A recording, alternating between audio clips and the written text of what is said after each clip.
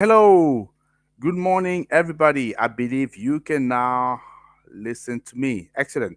So, let me ask you a question. So, have you seen the big news today, so this week, regarding IREC?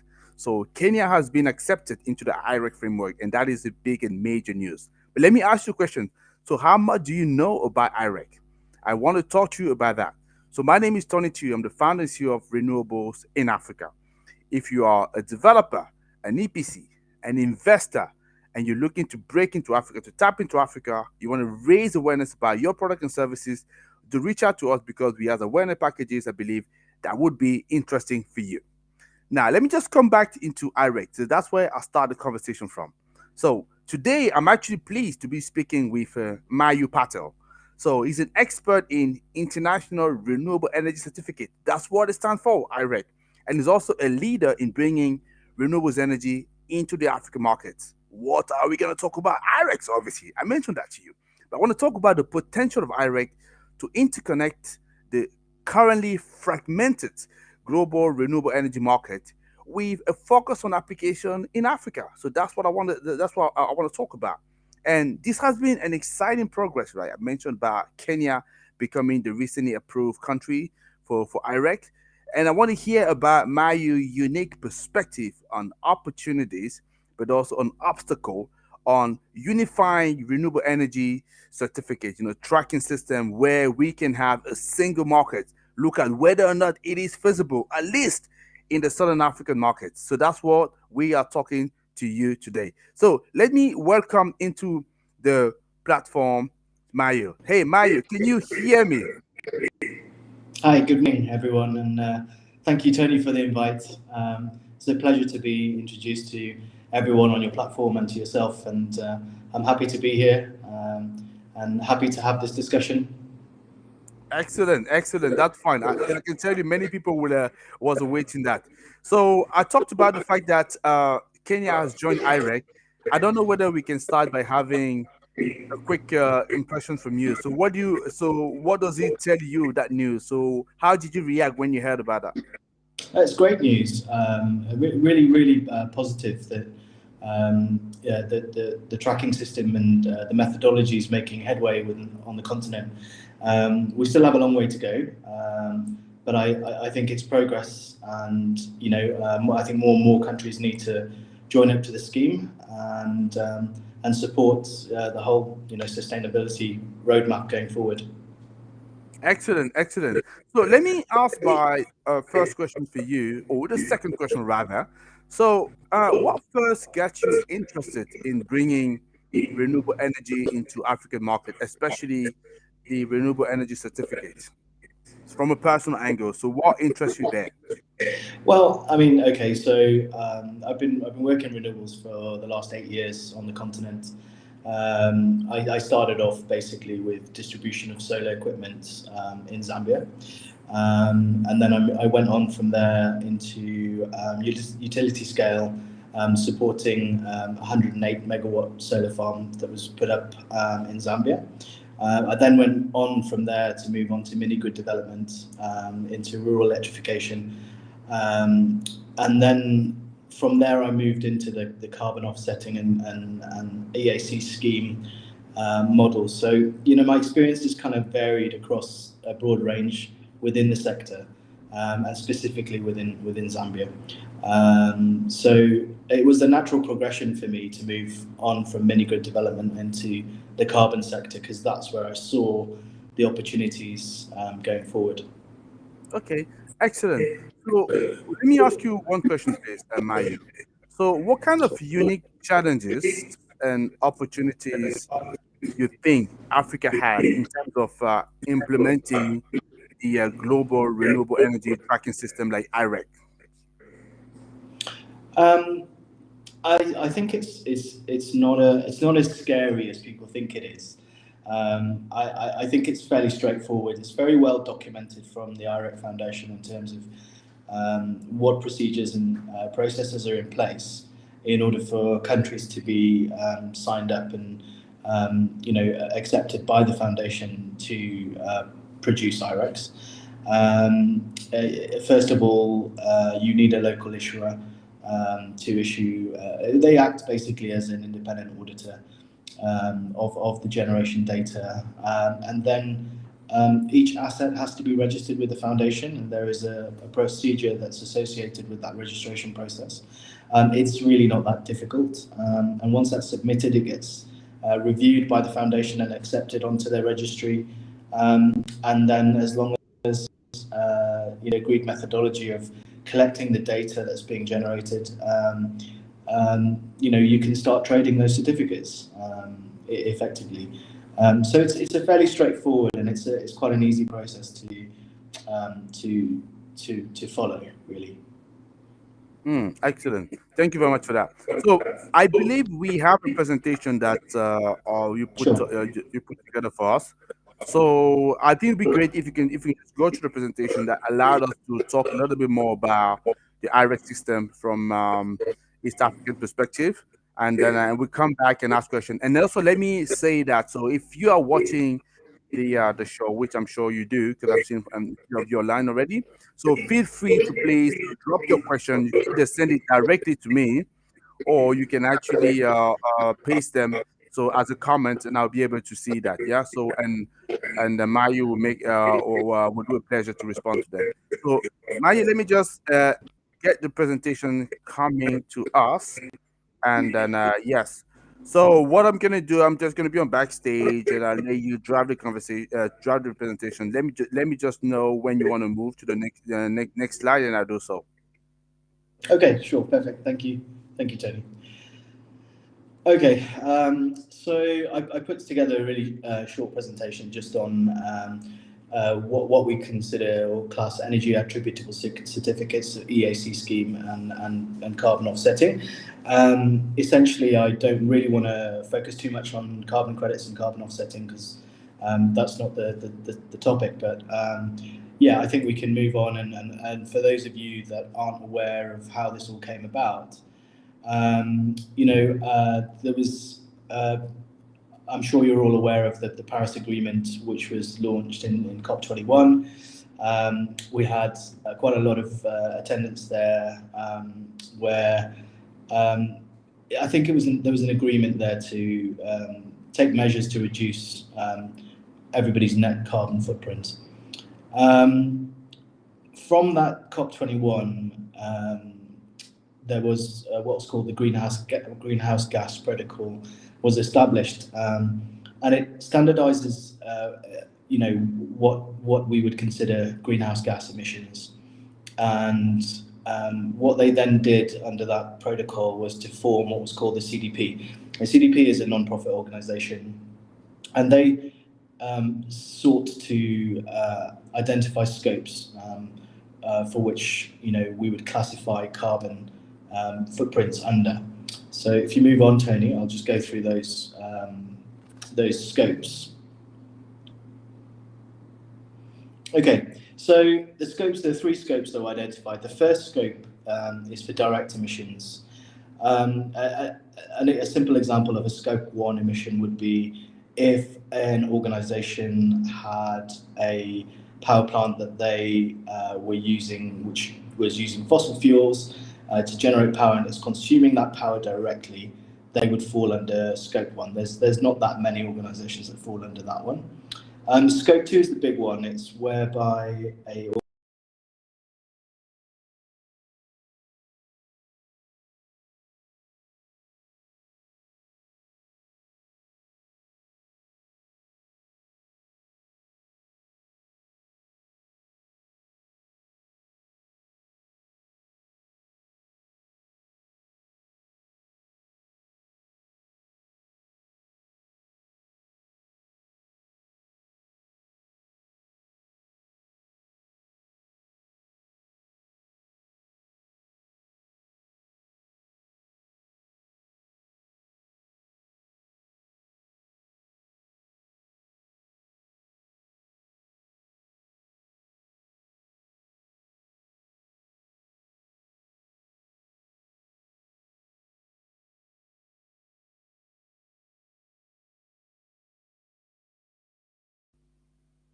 Mayu, can you hear me? Oh, okay. So we have lost Mayu for a little second. I think probably a connection here. That's the reason why we're actually saying that we need more renewables energy in order to be able to have, let's say, continuous connection, right? Connectivity. That's what we're talking about. So let me just take the slide back a second. So just allow Mayu to come back to us. But what I wanted to say, if you have any questions at such, please let me know. We're gonna take it and ask to Mayu, and I know he's actually coming back right now. And I think Mayu is back with us. So Mayu, you're back with us, right? I am. Apologies. I don't know what happened. Can you hear me? I can hear you very well. Not a problem at all. Not a problem at all. So I did Sorry. mention to people that I did mention that you were going to come back. So what I do again, I'm going to bring our slide. That's what we had, Sure. and then allow me to go back to say I think we were on scope. We were on scope two, and allow you to carry on from there. Okay, yes, sorry, apologies everyone. So scope three is essentially if your organization is manufacturing a service or a product, and the movement of that product from downstream, the movement of that product generates a level of emissions. And I think that is the big one, and it's the really difficult one to tackle in terms of movement of a manufactured product. I think there are, people are in the powers that be would argue that it's at least 10x really of what it or what the power consumption is to manufacture the product in the first place. So movement of that product is where scope 3 comes in to cover those emissions. Okay, so that's quite a difficult one to cover. Okay. Okay, so like I mentioned before, there were two very different ways or mechanisms for which organizations can use to offset, right? Offsetting is the wrong word, or demonstrating sustainability. So carbon offsetting is slightly different in terms of carbon. It's to do with CO2 emissions into the environment, and therefore that's where carbon. And I'm sure all the audience all know about carbon credits, and how organisations use that carbon credit methodology to offset their carbon emissions. Okay, what we're here to talk about is demonstrating sustainability, which is a slightly different mechanism to carbon offsetting. So what do we mean by demonstrating sustainability? I'll give you an example, and this is what we call energy attributable certificates. I'll give you an example of demonstrating sustainability. Um,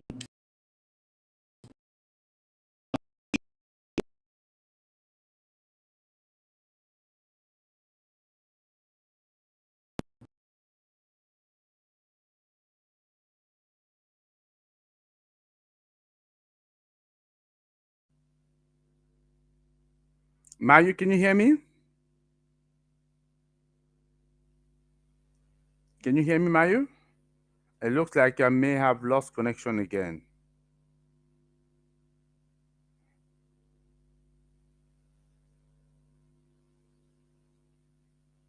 I don't. So I'm not sure if Mayu can hear me. Can you hear me, I Mayu? can. Sorry, I'm back. I'm back. Apologies. No I've problem. No got problem. an I think we're gonna get through that. Yeah, I'm confident we're gonna unstable over get through here. that. Don't. Whoa, that's what we're all working for, right? That's why we need more renewable energy certificate. I think this is typical. This is exactly what we're talking about. Otherwise, there would be no point for us to be on screen. Please carry on. So Okay, that's absolutely no problem. Let's carry on. sure. So I think I was talking about energy attributable certificates. So to give you an example of what that means, essentially is where an organization is consuming renewable energy to run their operation. How do they demonstrate that they have used renewable energy as a source to manufacture their product or service? And this is where IREX really comes into its own in terms of a scheme that exists to help corporate entities demonstrate that they are using renewable energy. So the easiest way I can explain it really is if you have a national grid in the country that you're in, where let's take 90% is renewable energy and 10% is fossil fuels. there is no way of tracking how an electron gets onto the grid. So once it's produced by its generating assets and it's introduced to the grid, there is no way of tracking how that energy makes its way to its consumption point, which would be that organization. So what do?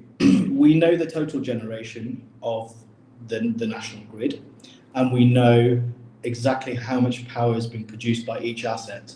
And therefore, through a process of elimination and through the issuance of renewable energy certificates, 1 megawatt is one certificate, or 1 megawatt hour is one certificate, then we can, through a process of elimination, only issue the certificates for the renewable energy assets that have been generated. So that essentially, and we leave the 10% of fossil fuels away that doesn't make its way into the tracking system. And so that's through a process of elimination. So a corporate entity may say, I've consumed 100,000 megawatt hours of energy, and we would issue 100,000 certificates to cover their consumption, and that's how they demonstrate their sustainability, that they have consumed renewable energy to run their operation, and that's essentially how it works.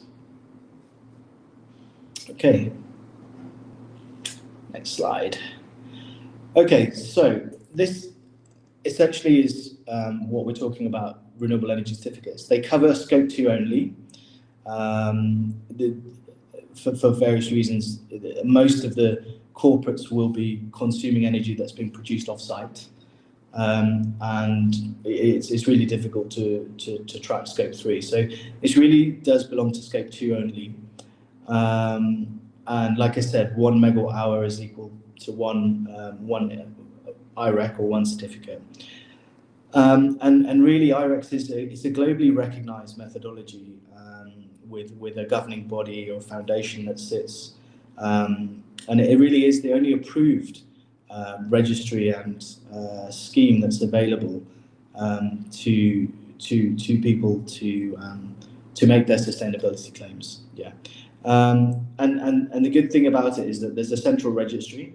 And therefore, every certificate that's generated and issued through that registry, there's a tracking system and a process along to ensure that there's no double accounting, there's no double issuance of certificates. Once they're issued and retired, they get removed from the registry and can never be put back on again. And I know that there are other platforms available that are now using blockchain. And my argument there is that's great. You know, we do need that sort of additional level of blockchain technology to support the integrity of the system. However, the IREC register itself is really the in the banking world, I would say it's the SWIFT system. So all these other platforms can connect into that SWIFT system, if you like, and produce certificates and issue certificates, but it all has to go through the registry for it to be valid. In the world. So essentially, that is it. Next slide. Okay, so a bit of history in terms of the challenges that we face and how this has all come about. So there is an organisation called RE100, and they're an independent body that corporate members can sign up to essentially be part of that RE100 club. And the RE100 was really set up to kind of add a bit more legitimacy and a little bit more formalization to corporates that were trading in IREX. And in October 2022, RE100 updated their technical criteria, which was only applicable to their members. And there were 4 key things that were introduced in 2022. They recognised that there was a separate market in 2 areas. So we had what's called the guarantees of origin, which is basically the geo market for Europe. And then they introduced the UK geo market.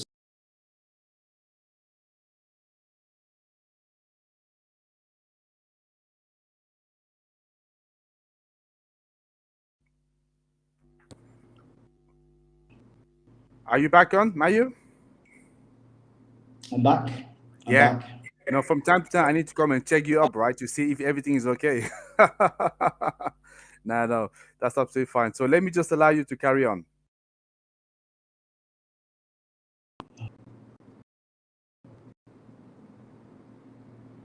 Can you hear me, Tony? Can Yes, you I hear can me? hear you well. I can hear you Okay, well. great, I great, was just saying that I'm allowing you to carry on. Yeah, I'm just sure, going on backstage. great. Okay, so essentially, they recognised that the rec market that existed in America, which is where recs originated from, that they had a single market there. And what they did was they introduced this constraints on the geographical boundaries for IREC claims. So essentially, limiting organisations or promoting organisations to consume renewable energy certificates from within the countries that were generated. And then what they also did was introduce what's called a 15-year commissioning date for generating assets. So the idea there was that if an asset, a generating asset, had not been rehabilitated or not constructed in the last 15 years, then they would not accept the generation data, okay, associated with the generation of power from those assets. Essentially, um, forcing only newer assets to be used to generate IREX. So those were the updates they made, and they had some repercussions in the marketplace. Essentially, created a perception in the whole in globally really that everybody had to abide by these rules, and they're not. I don't want to be disingenuous to RE100, but they are good rules, and they will add a level of more control over the IREX that have been produced. So the question is, how do we, how do we in this region conform to those rules, and what are the challenges that we face? And this got certainly me thinking, how do we move forward? I think on the next slide will become clear how I see the way forward. Tony, if you okay, so essentially what I would suggest is that what we need to do is have a single market for the Southern African region. And the reason I say that is because we belong, Zambia particularly belongs to what's called the Southern African Power Pool. And the Southern African Power Pool essentially has 13 member states. And we are all physically grid interconnected with one another. That's the key aspect in this RE100 updates to their technical criteria, whereby how can a corporate that exists on the other part in the other part of the world, how can they say that they're consuming renewable energy that was generated in Africa, for example?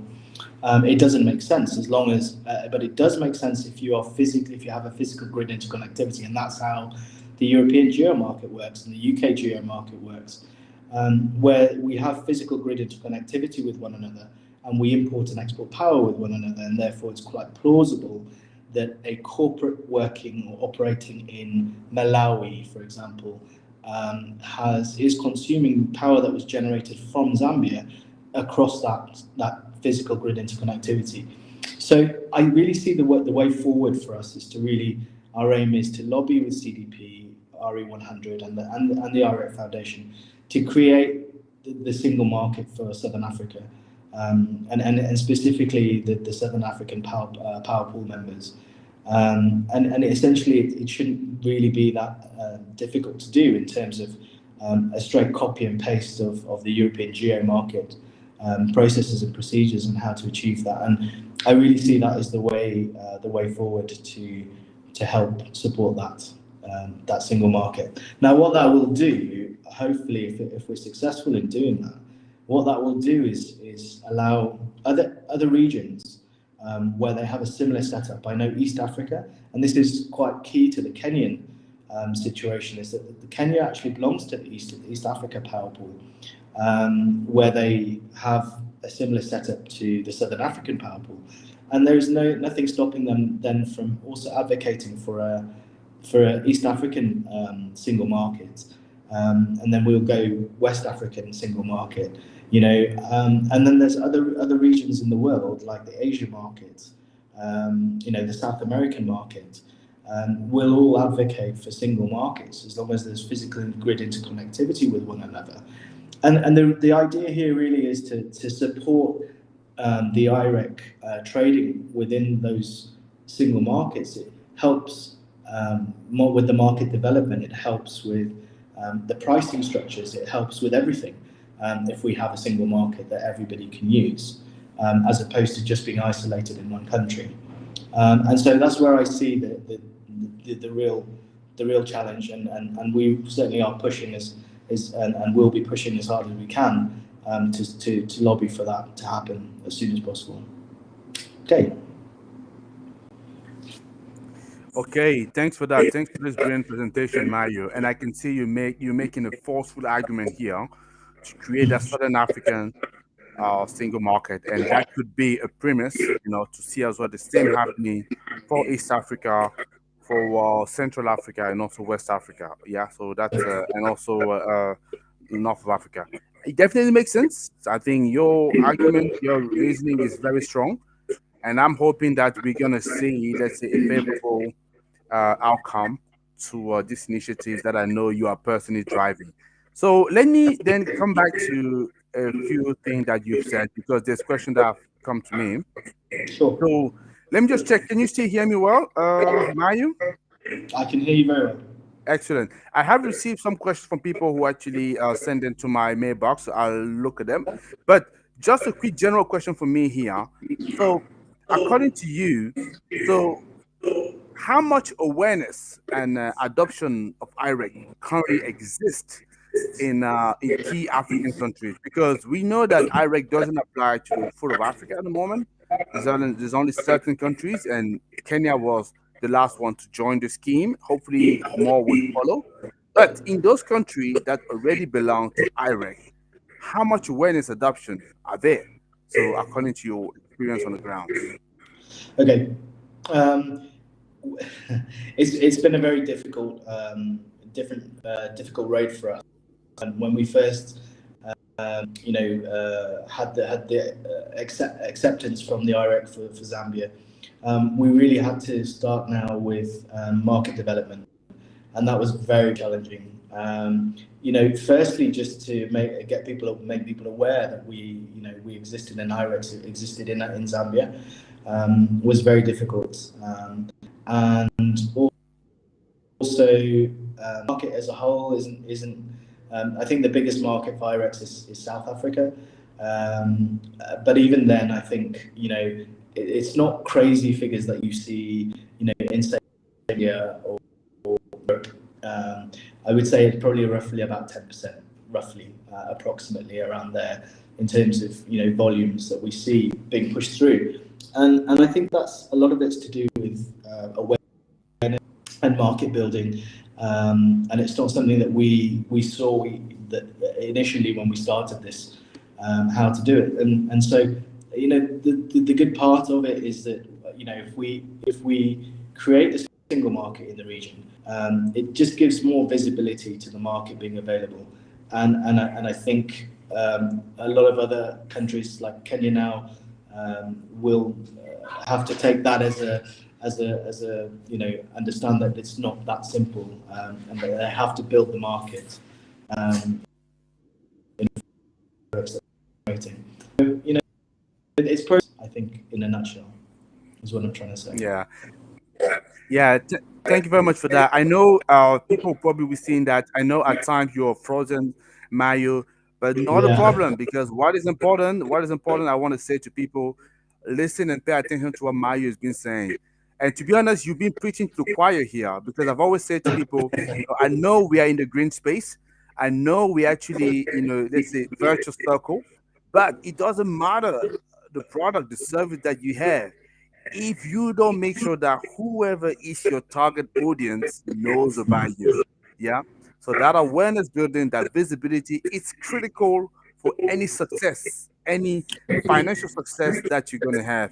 And that's exactly what, at Renewables in Africa, we're actually striving for. We want to make sure that we put you in front of your target audience. So allow me, Mario, just to jump on what you just said, to say Sure. and we've seen the same thing. Lots of big projects, big program coming to the continent. They believe that just because the program is so good, it would benefit and would be, a no-brainer. No, you still need to do this job to drive it. Mayu, I have had a couple of few questions I want to go through with you. Yeah, Sure. just to make sure that, and we can carry on with the question that I've also have planned for you. But somebody has been asking me this question. Thank you for the question received, by the way. So, could you maybe you can read that with me? Hopefully, what are the main benefits for average energy consumer if a country adopts IREC? The reason I like those questions to be tackled is because I know people hearing about IREC, some get excited, but they sometimes don't correlate that to what's in it for them. How do they really benefit? So if you can answer this question, please. Sure. I think it comes down to a lot of corporates have what's called ESG managers, ESG people, because ESG environment sustainability has become quite a key aspect of big corporate organisations, and so they want to be able to demonstrate that they are operating sustainably. And that helps them in various ways. It helps them go to shareholders. Helps them go to investors. Investors are becoming more and more critical of the environment and sustainability, and they want to be able to be reassured that if they invest in a company, that that the company is operating sustainably, and the only way to demonstrate that sustainability is through IREX, essentially. So that in essence, answers that question in terms of what is the benefit. The benefit is that you get to include that sustainability claims in your monthly annual reports that say we have consumed this much renewable energy to run our business and we are not hurting the environment at all. Those are the benefits, and it really depends on an individual organization's perspective how serious they're taking sustainability, right? Okay. Okay, excellent. And it definitely helps to combat as well greenwashing, right? Which is something a lot of people have been complaining about, because these are concrete evidence that somebody has done a project.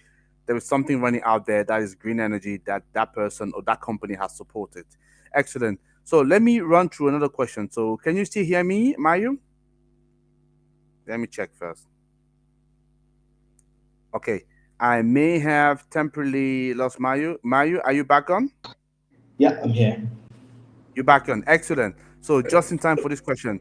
So what is the cost involved for an African country to set up an IREX system and then a tracking system, and is it affordable?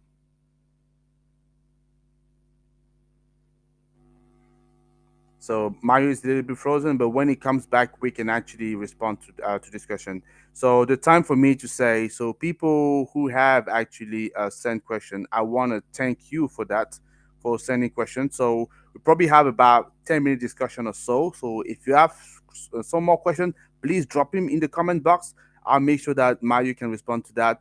And if he can't respond to all of them, so we're gonna make sure that in comment they can do that. Let me just also again have a say.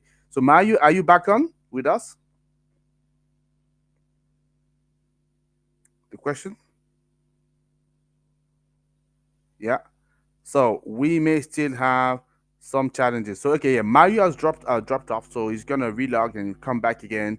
And yeah, so I'm hoping that it makes it clear for you. So the last question, I like this question. So, what is the cost involved for African country to set up an IREX system? So Mario will respond to that. But if I come back again to the previous one, what we had here, where we're saying that the main benefit is as an energy consumer. So basically, you get to add it into your annual report.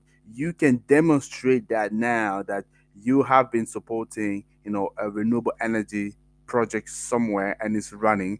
That's very important. And also for traceability, for transparency, this is something that is very well supported.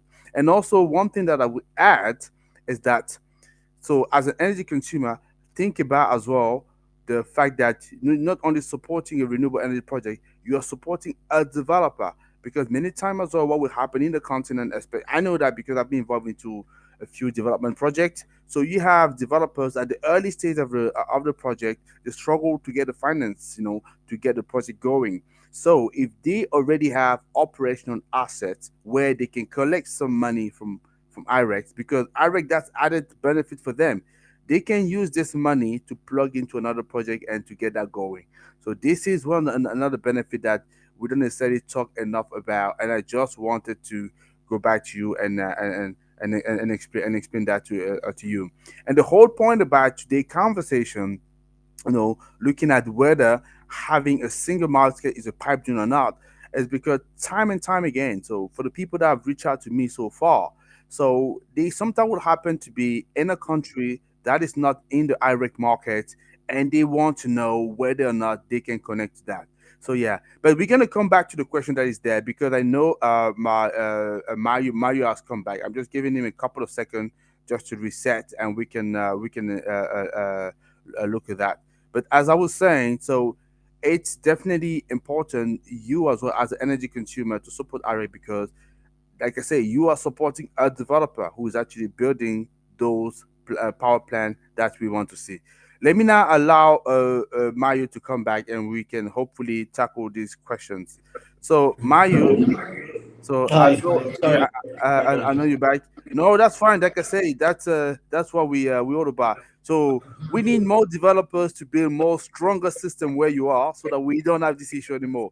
So the question is, I came back to the previous question, but the new question is, so what is the cost involved for a country to set up IREC? From what you know. Okay, so in order to have the country approved, there is a process and procedure that you have to follow. There are fees associated with the registration of assets when you get to the stage of registering those assets. But as so far as getting the country registered, there is no cost. As long as you reach out to them, you ask what the process is, and they will guide you on how to do it. And then when you come to uh, registering an asset, then there will be a fee associated with each individual. And the fee structure is all available on the IREX Standard Foundation website. There is a whole document set of what those fees entail. And so yeah, I defer to that because the fees may have changed in the last 2 years from when Yeah. we did. Yeah. Okay. No problem. So Mario, obviously, we not probably bring the call to a close in the next few minutes. But there's one question that you and I talked about, and I at least want to make sure that we address that because you strongly, obviously, defended the idea of having a Southern African single market, right? But I know that RE 100s they require a physical grid interconnection between countries, to make a renewable energy claim across borders. But these are for countries that are part of the scheme, right? But clearly, because they are, I would say, influential body or institution, it definitely have some influence, let's say, additional influence in the rest of the market. So how much of this do you think represent an obstacle, for the IREX system, in Africa to actually create that single market, or maybe just focus on sub-regional ones? So if you can say something So about that's yeah. There's a two thing here. So essentially, what I would suggest is where you have a country that's not registered with IRX, and you have a corporate entity that's operating in that country where there is no EAC scheme available, but there is a physical grid interconnectivity, they are able to purchase certificates from the nearest country that has an IREX scheme or EAC scheme running. That's the first thing. And the second thing, then, it will help speed up the countries that are not registered with IREX to do so, because it's not a question of monopolizing a region. Okay, it's actually beneficial for everybody to have the IREX scheme running within their individual countries because it maintains a price level, right, and a stronger marketplace. yeah, and supports that market, ideology of having that region as a market. So, you know, I think, with it, certainly within the Southern African market, there are several countries that belong to the Southern African power pool that are not yet registered with IREX. But hopefully, the creation of this single market will support them in, helping, adopt the IREX scheme within their countries, and that just helps everybody, and it gives, more confidence in the region, right? Where you have corporates, operating in the region, essentially. Okay. That's my Yeah. opinion. Excellent. So let me just clarify that. So does it mean that if I am a solar plant in Tanzania, right? So I don't think Tanzania is part of the scheme yet, or unless I'm wrong. But because I'm connected to Kenya, I can get somebody to actually get IREC from Tanzania, but because there's a physical connection with Kenya, and set it as a Kenyan IREC. So is that what you're saying here? No, no, no, no, no, no. No, you can't do that. But what you can do is, if you are a consumer in a country where there's no IREX scheme, you're Mm-hmm. allowed to, as long as there's a physical grid interconnectivity with with your neighbour, make sustainability claims that you're consuming power because, I power understand. would have been exported to you from that. It doesn't work for generating assets Okay. in a country to move their generation into a country where, Okay. um, yeah, it only works the one way. Okay. Only, Yeah, only, only for the that might be a consumers. bridge too far. Yeah. Yeah, who knows? So, maybe in a couple of seconds. So, which African country do you believe? That's actually another question I want to tackle very quickly here.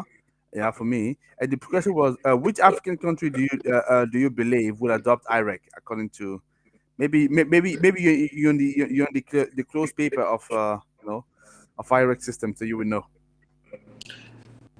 Sorry, I don't follow the question. You're asking which country do I think will be the next Yeah, one? adopting. Can you see the question? So the person wants to know which African country or region will be adopting IREC according to you, because we've had Kenya adopting, and Yeah. obviously IREC is growing. So which one will be next according to you? I think, it'd be difficult to say. I know Namibia has been approved as a country, but they haven't registered any assets yet. But Mm. they've already got through one hurdle. So I suspect that they're going to be the next ones who are generating, IREX in the region. And yeah, I can't see. Uh, Namibia will be definitely be next. Um, the other countries I can't speak for. I don't know. Um, I know, Congo. Uh, they would probably be next in line, I expect, as well. They're fairly developed down the carbon route as well, so I think they would probably be next. Um, yeah. Excellent. So, Mario, thank you very much for the call today. I know we had a little bit of a hiccup, but hey, that's actually Um, what's happened, and that's why you're here, to make sure that we can get a lot more power available, and not just power available, stable power, continuous power, in order to make sure that we don't have the challenges. But thank you, you're doing a great job, and that is good to be promoting the IREX system in the region and fighting for that single market. So we all hope that it's going to happen. So thank you very much, and I'm sure we will be in touch. I appreciate your time, Tony, and everybody else who's listening in, and I'll certainly shout about it when we get to where we need to go. Yeah. Excellent. Thank you very much for that, Mayo. Okay, so that concludes our insightful interview exploring the promise and challenges around IREC goal in interconnecting renewable energy markets, across borders, and enable a regional renewable energy claim, right? So I want to thank Mayo for sharing his extensive expertise, that is clearly spurred by the passion of driving Africa renewable energy growth, because I know that that's not your first, I would say, fight that you have regarding uh, spreading energy across the continent. You talk about working in other ventures as well. So now you're into IREC. That's fantastic. So looking ahead and with some level of cautious optimism, what I can say, the recent expansion of IREC. So where we see Kenya like a nation like Kenya, it signals to me a movement towards unlocking a real pan-continental cooperation in driving a broader investment and adoption of the tracking system, and then exemplifying as well the future of clean energy in Africa and beyond. So thank you very much, and then I hope to see you in the next few weeks.